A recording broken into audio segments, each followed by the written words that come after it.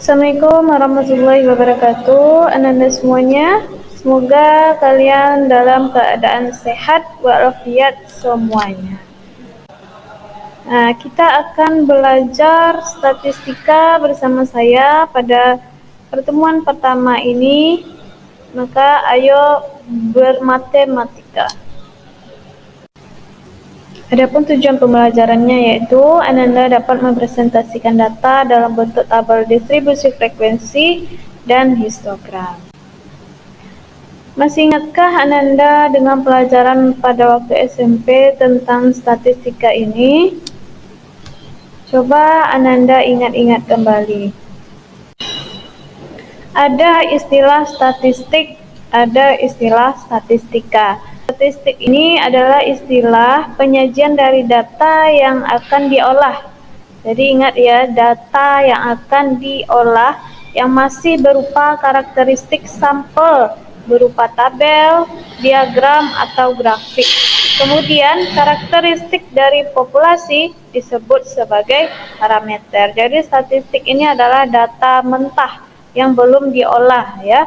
Kemudian ada istilah statistika. Ini adalah istilah sebuah ilmu yang mempelajari bagaimana cara merencanakan, mengumpulkan, menganalisis, lalu menginterpretasikan dan akhirnya mempresentasikan data. Jadi dari data statistik tadi diolah ya. Dalam proses pengolahan itu disebut statistika. Dari keduanya, seperti apa contohnya? Coba Ananda perhatikan contoh berikut ini, barangkali bisa Ananda temui di lingkungan hidup sehari-hari Ananda. Misalnya statistik itu ada 5, kemudian statistika itu contohnya misalnya ada 3, yang mana terdapat perbedaan keduanya, yang mana statistik itu berupa data mentah ya. Nah, bisa Anda baca sendiri. Kemudian statistika itu pengolahan ya, pengolahan dari data-data statistik tadi. Bisa Anda perhatikan ya, baca sendiri, pahami. Kita lanjut berikutnya. Masih ingatkah Ananda dengan pelajaran waktu SMP mengenai gambar ini? Nah, gambar apa saja Kak ini? Ada 4 ya.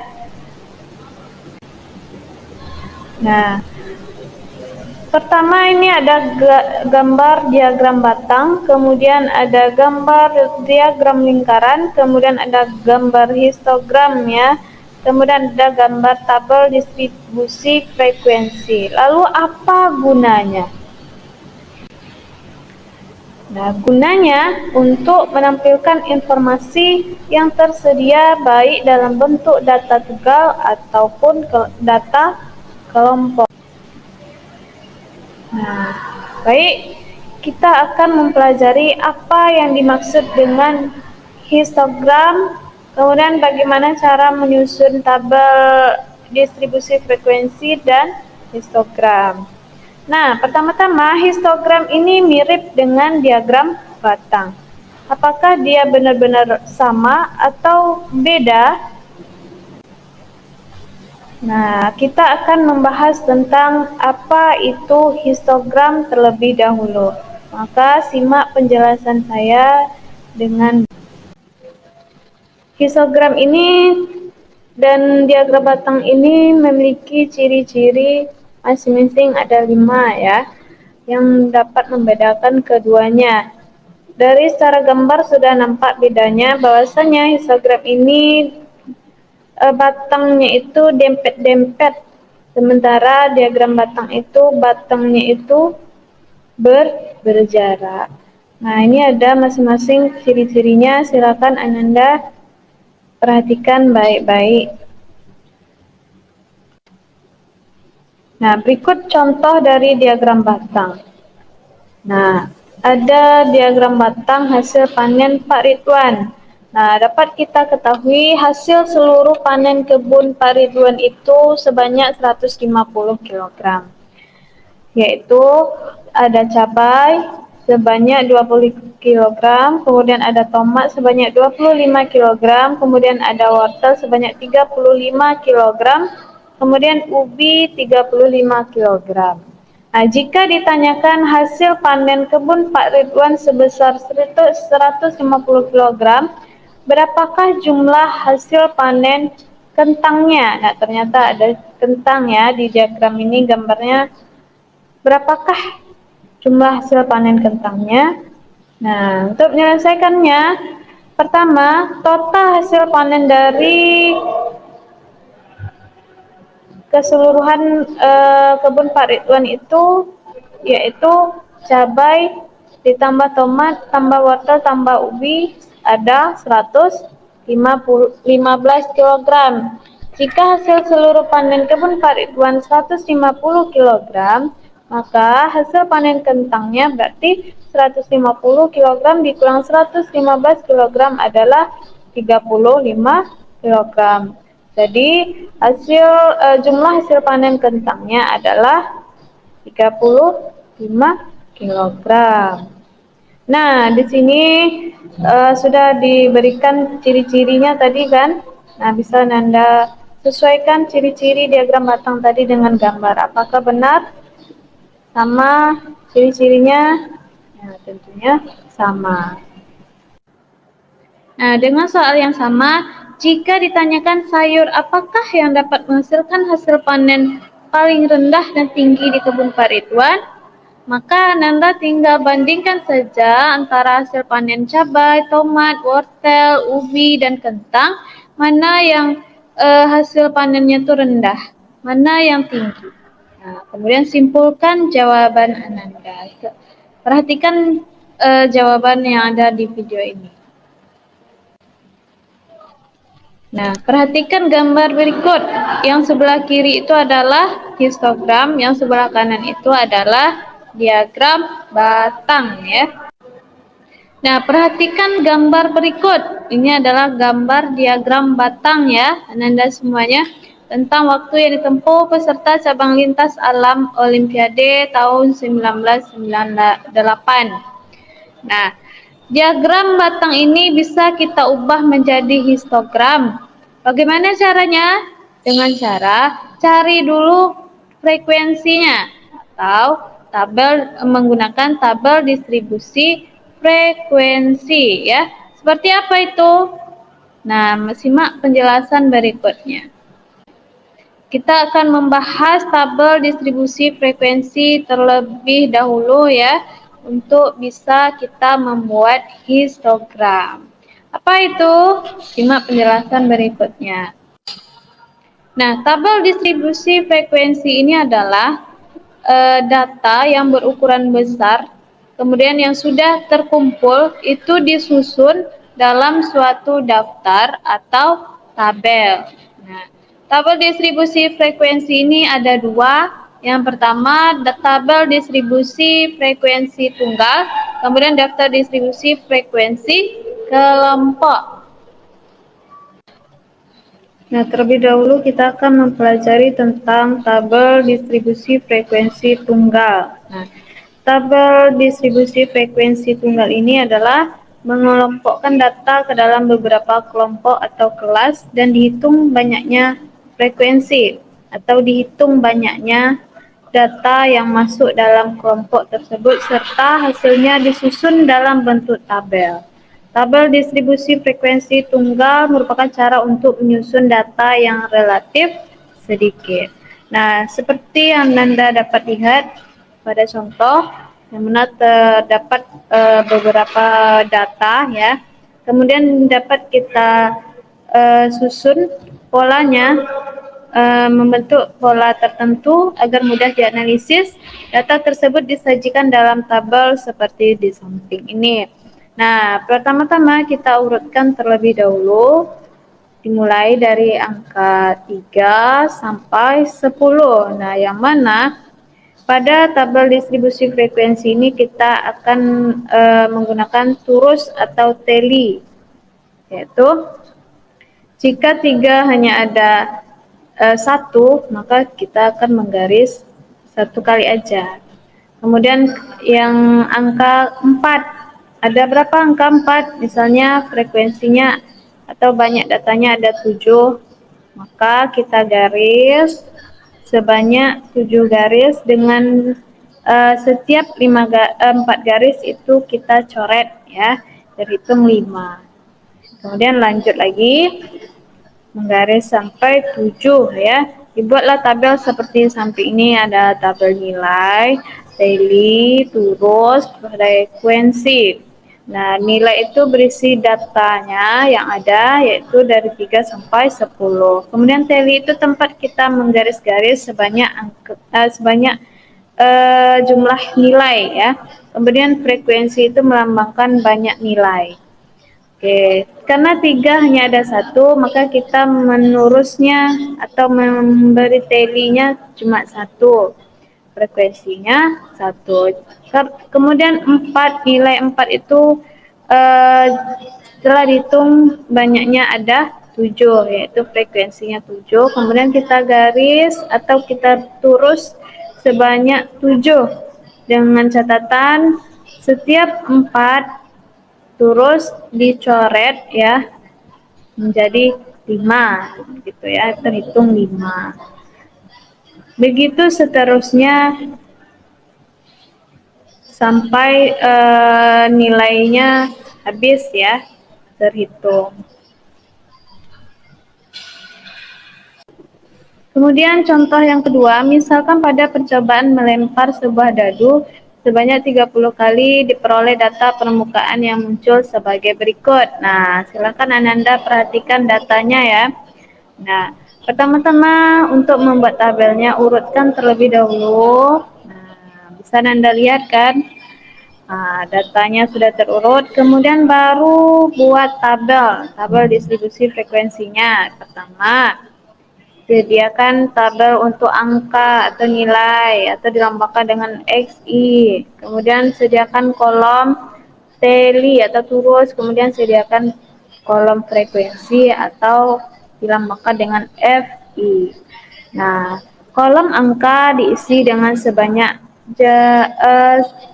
data ya, jenis datanya ada 1 sampai 6. Kemudian tally itu atau turus itu sebanyak angka. Kemudian frekuensi itu adalah jumlah banyaknya angka. Nah, bisa dimengerti Ananda semua? Jika belum mengerti, silakan tanyakan pada pertemuan di kelas. Kemudian perhatikan contoh yang ketiga. Nah, contoh ini merupakan contoh tabel distribusi frekuensi kelompok. Nah, coba Ananda perhatikan soalnya. Nah, bagaimana cara menentukan distribusi frekuensinya? Nah, untuk menentukannya, Ananda harus mengetahui beberapa istilah yang harus dipahami betul ya. Ada 5 istilah. Pertama, interval atau kelas, yang kedua batas kelas, yang ketiga tepi kelas, yang keempat panjang kelas, yang kelima titik tengah. Nah, bisa Anda perhatikan ya, lihat sendiri apa maksudnya pada slide-nya. Nah, silahkan dibaca dengan baik ya Nanda semua dan dipahami. Baik, masuk ke contoh dari tabel distribusi frekuensi kelompok. Nah, silakan Ananda perhatikan contoh berikut ini. Bagaimana cara kita membuat tabel distribusi frekuensi kelompoknya? Nah, kita harus menentukan pertama ukuran data atau banyak data. Kita harus hitung ya ukuran data atau banyak datanya. Kedua, jangkauan. Kita harus menentukan jangkauannya. Kemudian menentukan intervalnya atau banyak kelasnya. Kemudian panjang kelasnya. Kemudian data terkecil dan data terbesar. Kemudian maka diperolehlah kelas pertama dan kelas keduanya. Seperti berikut ya, bisa Nanda perhatikan sendiri. Nah, untuk interval ini rumusnya sudah dijelaskan tadi. Nah, Selanjutnya baru kita buat tabel atau kolom. Nah, kolom pertama itu untuk nilai, kolom kedua teli atau turus, yang kolom ketiga adalah frekuensi. Nah, setelah kita dapatkan kelas-kelas intervalnya tadi, nah, kita masukkan ke dalam tabel ini. Kita beri teli atau turus ya. Kemudian kita kita berikan kita masukkan berapa jumlah banyak datanya atau frekuensinya. Oke, baik, kotak merah ini disebut dengan batas bawah, kotak biru ini disebut batas atas ya. Maksudnya kotak merah, kotak biru ini mengelompokkan mana yang batas bawah, mana batas atas.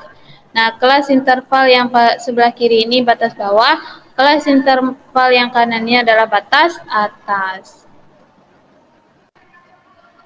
Perhatikan contoh berikut ini. Nah, silakan Anda amati.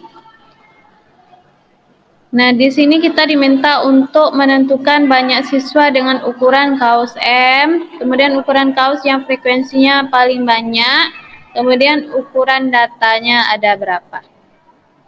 Nah, untuk menentukannya tentunya banyak siswa dengan ukuran kaos M itu ada berapa orang? Ada berapa? Kita lihat pada tabel, ukuran M ada berapa orang? Berapa banyak siswanya? Ada 8. Kemudian, frekuensi terbesarnya berapa? Frekuensi terbesar itu maksudnya banyak siswa yang terbanyak adalah ukuran L, yaitu sebanyak 12 karena itu yang paling banyak. Nah, kemudian ukuran data berapa? Dengan cara menjumlahkan semua nilai banyak siswa itu. Kita jumlahkan, kita totalkan semuanya. Ada berapa? 42. Oh iya, si bulat ini dibaca sigma ya. Artinya jumlah nilai keseluruhan atau total. Nah, nanti akan Anda temukan simbol-simbol seperti ini. Nah, selanjutnya coba perhatikan contoh berikut ini. Masih seputar tabel distribusi frekuensi kelompok. Nah, silakan Ananda perhatikan soalnya. Bagaimana cara membuat tabelnya? Nah, pertama kita harus menentukan banyak data atau ukuran datanya berapa. Kemudian data terkecil dan data terbesarnya berapa.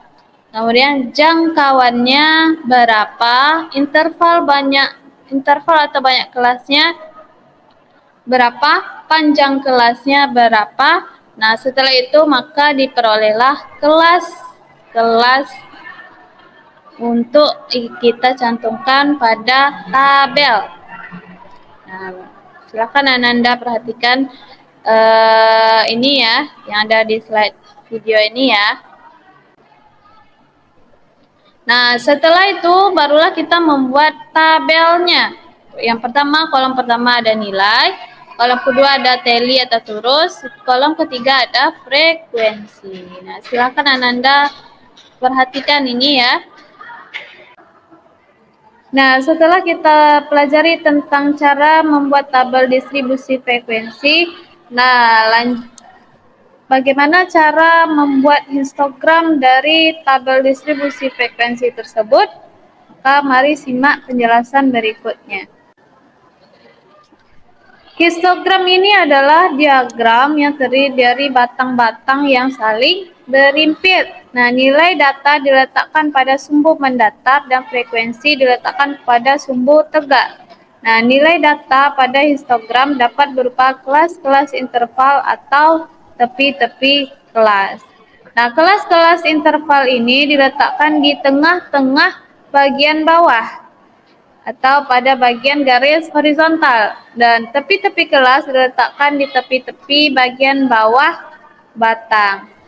Nah, misalnya ada tabel distribusi frekuensi seperti ini.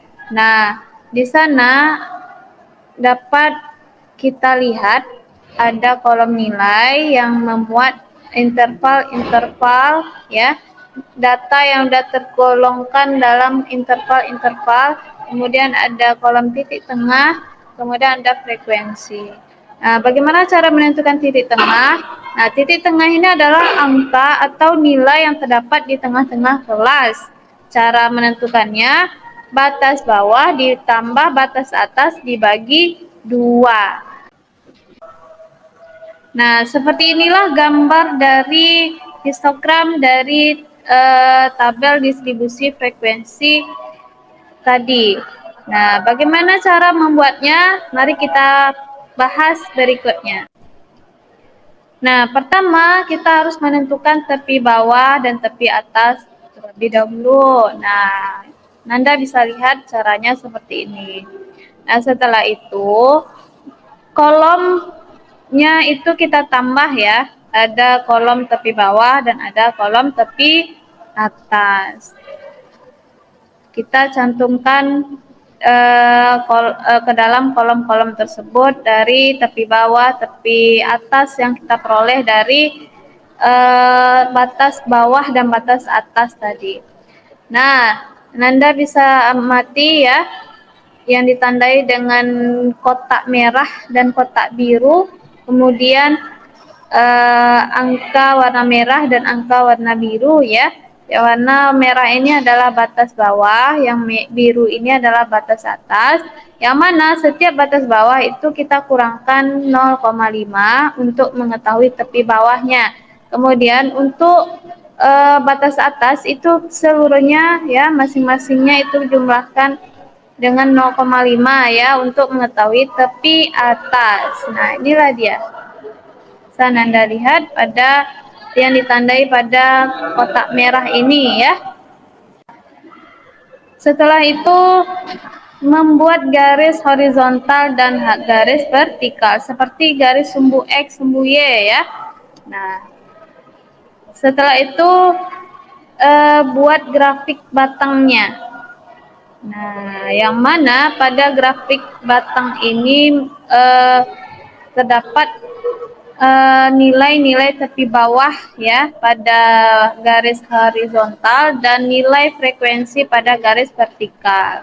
Dan grafik batangnya itu dibuat saling berdempet-dempet atau berdampingan ya. Nah, setelah itu jadilah grafik histogramnya. Nah, misalnya ada contoh lagi. Nah, silahkan Ananda amati soalnya, yang mana penyelesaiannya Ananda harus menentukan tepi bawah dan tepi atasnya juga, karena ini data berkelompok, yang mana menandakan data kelompok atau tidaknya itu, kalau data kelompok itu nilainya itu terdiri dari kelas interval ya, berbeda dengan kelas data tunggal ya. Namanya data tunggal berarti dia sendiri tidak terbentuk dalam kelas-kelas dia ya, kelas interval dari sekian sampai sekian. Nah, seperti ini gambar histogramnya. Ya, silahkan Ananda amati sendiri. Dari penjelasan tadi, coba Ananda simpulkan sendiri dengan bahasa pemahaman Ananda sendiri. Yang mana tabel distribusi frekuensi adalah mengelompokkan data ke dalam beberapa kelompok atau kelas dan dihitung banyaknya atau frekuensi data yang masuk dalam kelompok tersebut serta hasilnya disusun dalam bentuk tabel. Nah, tabel distribusi frekuensi ini tergolong kedua jenis data, yaitu data tunggal dan data kelompok. Nah, untuk membuatnya masing-masing dari data itu punya caranya tersendiri. Nah, dari data tabel distribusi frekuensi tadi kita bisa membuat histogram. Nah, histogram ini adalah diagram yang terdiri dari batang-batang yang saling berimpit ya. Nah, untuk membuat histogramnya caranya seperti ini. Pertama, tentukan nilai tepi bawah dan tepi atas, kemudian membuat garis, kemudian membuat grafik, dan setelah ditentukan ketiganya, maka jadilah grafik histogram tersebut. Nah, sekian Materi pembelajaran pada pertemuan pertama ini pahami dengan seksama dan berulang-ulang dan catat di buku catatannya jika perlu. Sampai jumpa di kelas dengan pertanyaan-pertanyaan dari Ananda semua. Wassalamualaikum warahmatullahi wabarakatuh. Semangat!